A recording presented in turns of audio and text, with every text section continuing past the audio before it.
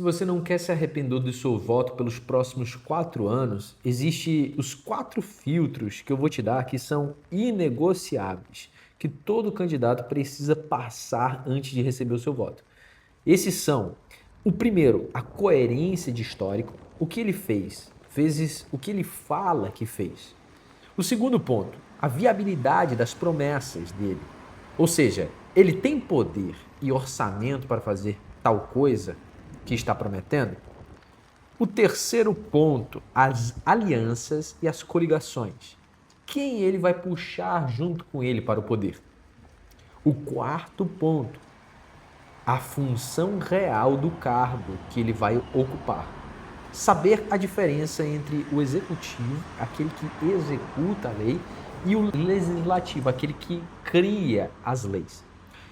E vai ter um quinto e último ponto que vai ser algo pessoal meu, da minha vida, que eu vou te contar no final deste vídeo. Mas preste atenção nesse primeiro ponto e vamos entrar nos pormenores de cada ponto, que é o filtro da coerência. 1, 2, 3 e...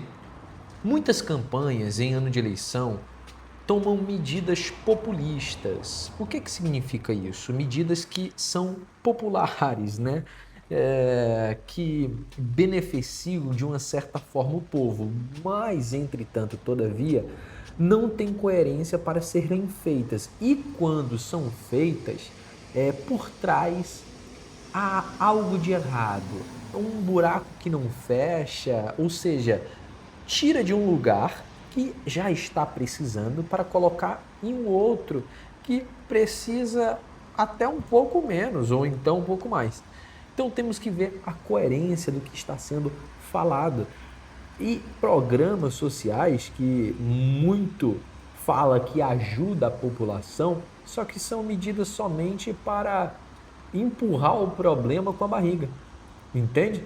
Eu não vou tomar partido político nesse canal, por mais que vai ter vídeos que sim, eu vou falar de pontos positivos e negativos, mas eu quero deixar você fazer a sua escolha, não com interferência política de nenhum dos lados. É muito importante saber pesquisar sobre o passado do seu candidato, principalmente se ele já teve muitos anos na política. Muito provavelmente ele cometeu erros e muito provavelmente não foram poucos erros. Quando este candidato teve a chance de voltar ou agir sobre este tema no passado, como ele se posicionou? Você deve perguntar isso. Por exemplo, o tema da saúde, da segurança pública ou esses macro temas, né? Como ele votou, como ele se posicionou. Hoje em dia, a esquerda e a direita no Brasil, elas estão muito parecidas, estão votando igual, né? Igual. A gente tem uma polarização, né? Tem dois lados com praticamente 50%. Agora saiu algumas pesquisas que tem uma desvantagem na direita. Só que está crescendo uma terceira via aí, né? Então você pode também dar uma olhada na terceira via. O segundo ponto, a viabilidade real das promessas. De onde vem o dinheiro? Se o candidato promete criar projetos caros, cortar impostos e dar auxílio ao mesmo tempo, a conta não fecha. Outro ponto é gargalos legais e orçamentários. Promessas mágicas ignoram o orçamento público e a aprovação no Congresso e na Assembleia. Então a gente tem que ver, poxa, isso é viável? Você também pode se fazer uma pergunta. Ele explicou de onde vai tirar o orçamento para fazer isso ou só prometeu o resultado? Então temos que ver cada proposta dos candidatos. Por algumas vezes, esses candidatos dão até deslizes sérios, com o candidato até falando que não ia apresentar suas propostas, porque poderia fazer ele perder voto. Mas como assim? Ele vai fazer depois que as pessoas votaram nele? Então, isso não faz tanto sentido, né? Então, vamos ter consciência. O terceiro ponto, as alianças e o sistema proporcional. Quem ele traz junto com ele para o poder? temos que tomar muito cuidado para não olhar somente para a figura daquele candidato e não ver o grupo que ele está inserido. Porque quando você vota nele, você também vota no grupo, no partido que ele faz parte. Ou seja, por mais que no Brasil hoje em dia os partidos só sejam nomes, né? Porque na realidade eles estão ali pelo interesse, principalmente o Centrão, que não tem um partido específico, onde dá mais dinheiro, eles estão lá. Um ponto importante é a governabilidade. Não adianta você votar numa figura se ele não tem uma estrutura política para aprovar os seus projetos tanto na Assembleia, tanto no Congresso. Então, tem que ter ali uma estrutura do partido para ele ter a governabilidade. Então, quem são os partidos de coligação dele? Quais são as ligações políticas? A gente tem que lembrar que ninguém governa sozinho, seja presidente, governador, vereador, etc. Política, o próprio nome já fala, é algo que é junto um com o outro, é a política. Vamos entrar nesse ponto importante que nem todos gostam de falar, que é o voto de legenda, né? O voto proporcional ali dos deputados. E de forma simples, se você vota no deputado, o voto vai para o partido, ou seja, para a federação daquele partido. E pode eleger outros candidatos que são ali do mesmo grupo, mas que você não gosta daquele candidato ou daquele partido que o outro candidato faz parte, entende? Então, temos que ver as coligações que eles fazem parte. A política no Brasil é algo muito profundo, algo muito complexo, mas temos que saber, temos que ir a fundo para entender como é esse quebra-cabeça. Uma pergunta que você tem que fazer: eu concordo com os partidos e vices que estão coligados com esse candidato? Você concordando, então vamos para o quarto ponto, que é atribuição do cargo. O erro mais comum. Às vezes, nós eleitores cobramos de uma forma errada um governador ou presidente e vice-versa, coisas que é dever do presidente fazer ou dever do governador ou do, sei lá, do prefeito ou do vereador fazer e a gente confunde as coisas. Uma coisa muito importante para esclarecer algumas coisas. O executivo, o presidente e o governador administra recursos, executa obras, define políticas públicas diretas e segurança. Essa é a característica do executivo. O legislativo, deputado federal, estadual e senador, cria leis, ou seja, ele legisla, fiscaliza o executivo e destina emendas. Deputado não constrói hospital, ele aprova orçamento ou destina verba. Hoje no Brasil está tudo invertido, é como se o deputado fosse um inaugurador, ele inaugura hospitais, inaugura escolas, mas não é ele que está dando, ele só aprova o orçamento que já foi feito previamente e a população cobra de uma maneira totalmente equivocada. Uma pergunta que você tem que fazer também: essas promessas realmente pertencem às atribuições do cargo para o qual ele está concorrendo?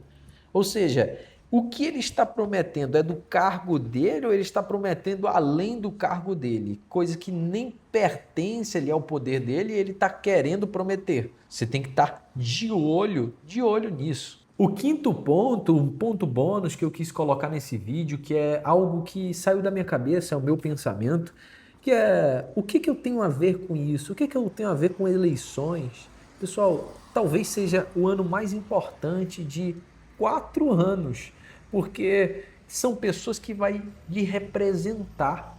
A gente vive em sociedade e dessa sociedade muito grande tem que pessoas representar. Por quê? As coisas não funcionam só de uma maneira micro na sua cidade ou no seu bairro, não. As coisas são muito maiores. Tem negociações de países com outros, tem acordos feitos gigantescos que beneficiam o seu país. E é muito interessante frisar que você tem um voto e esse voto é poderoso. Não venda ele por nada, porque o mesmo poder que um rico bilionário tem de um voto, você também tem. Ele não pode chegar lá e, com toda a riqueza que ele tem, dar 2, 3 votos para o candidato dele. Ele pode comprar outras pessoas que aceitam vender o voto delas. E esse também é um problema muito sério no Brasil. Não venda o seu voto. Pelo amor de Deus, é algo muito importante. E para finalizar, com um versículo muito interessante que mostra que a política também faz parte do meio cristão. Porque sem a política, nem Jesus teria túmulo para ficar. Maria não teria onde procurar o seu Senhor. Então, preste bastante atenção que muitos cristãos falam que não estão nem aí para a política, porque realmente o nosso mundo não é aqui, a gente está de passagem aqui. Mas não significa que não temos que dar nenhuma importância para esse tema. Esse versículo bíblico você pode encontrar lá em Mateus 27, no versículo 57 ao 60. O relato bíblico fala sobre um homem rico chamado José de Arimateia. Pede o corpo de Jesus a Pilatos e coloca em seu próprio túmulo novo, um túmulo de uma pessoa rica da época e importante. Como é que um homem normal comum vai falar com o governador, ou seja, Pilatos? Então o versículo fala bem assim: ao cair da tarde veio um homem rico de Arimateia, chamado José, que também se tornara discípulo de Jesus. Dirigindo-se a Pilatos, pediu o corpo de Jesus e Pilatos ordenou que lhe fosse entregue. José tomou o corpo, envolveu num lençol limpo de linho e o colocou no sepulcro novo, que ele havia mandado cavar na rocha. Ou seja, esse homem fez um ato político. Ele foi até Pilatos e pediu o corpo de Jesus. Olha a importância da política. Então, não despreze a política, porque foi importante até para o nosso Senhor Jesus, quem dirá para nós nesses últimos dias que a gente está vivendo aqui na Terra. A gente tem que nos envolver de um modo que não nos corrompamos, mas viemos reaver direitos que podem nos ser tirados se não ficarmos de olho. Ultimamente, e eu tenho até que fazer um vídeo sobre isso, tem muitas pessoas no meio cristão que estão tendo a mentalidade de não ter mais filhos. E por isso está se multiplicando muitas pessoas de má índole. Muitas pessoas que não têm responsabilidade com seus próprios filhos e eles são criados por uma sociedade que, no mínimo, não sabe o que está fazendo. Então, vai crescer, vai chegar um ponto que a gente vai ter muito mais pessoas más nesse mundo do que pessoas boas, justamente porque as boas não querem se multiplicar no mundo. Então é outro vídeo que eu vou fazer mais adiante. Bom, e se você gostou desses 4 pontos abordados e uns 5 como bônus, assim, particularmente meu, né? Você pode compartilhar também com seus amigos, com os conhecidos. O voto consciente não muda um país sozinho, mas o debate consciente sim. Mande esse vídeo no grupo da família ou para aquele amigo que ainda não sabe em quem votar.